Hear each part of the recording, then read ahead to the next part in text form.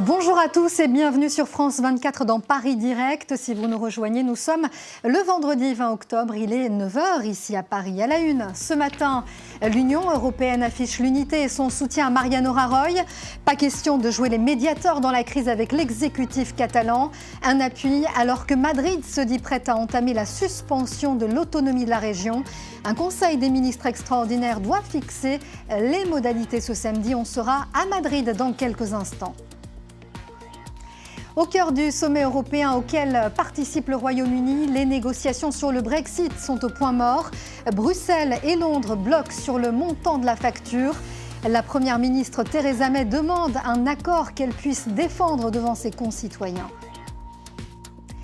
Et puis il fait son mea culpa dans l'affaire Weinstein. Quentin Tarantino avoue qu'il était au courant des pratiques du producteur.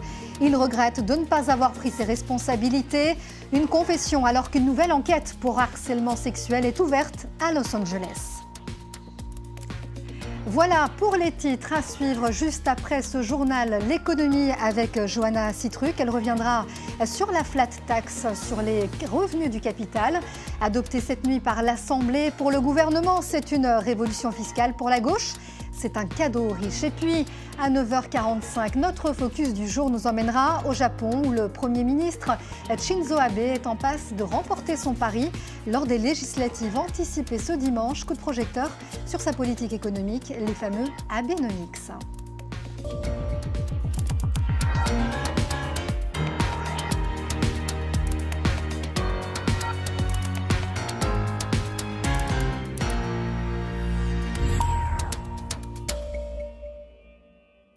La crise en Catalogne n'était pas à l'agenda du sommet européen à Bruxelles, mais elle s'est invitée dans les discussions entre chefs d'État.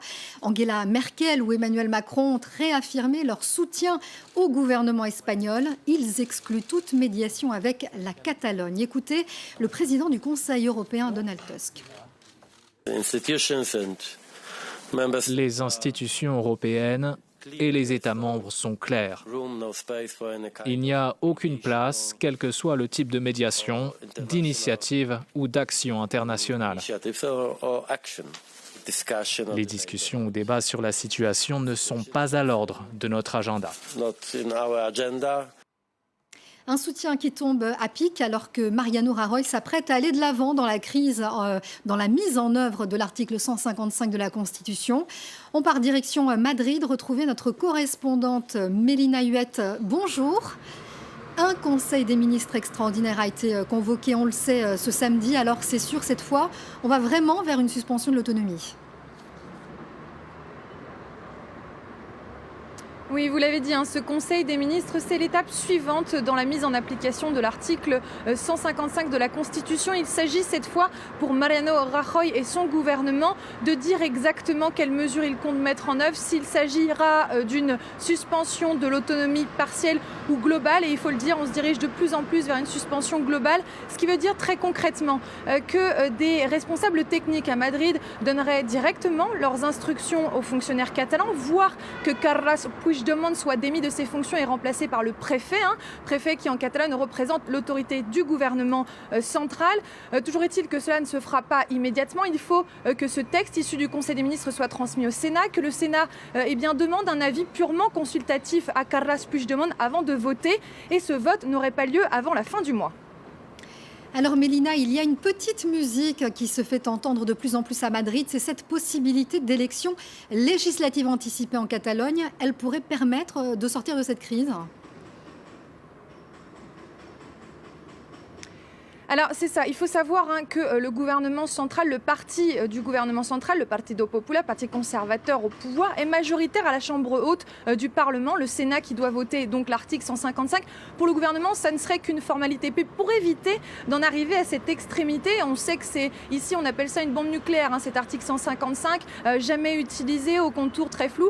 Pour éviter, disais-je, d'aller jusqu'à cette extrémité, ils ont proposé une porte de sortie à Carles Puigdemont en lui disant si dès maintenant tu proposes, tu convoques de toi-même des élections régionales anticipées, eh bien, nous ne suspendrons pas ton autonomie.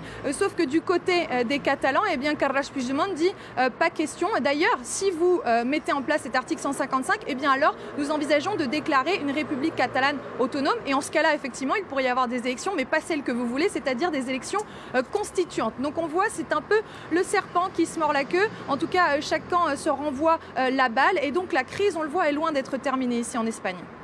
Merci beaucoup Mélina Huette pour toutes ces précisions. Vous étiez en direct depuis Madrid.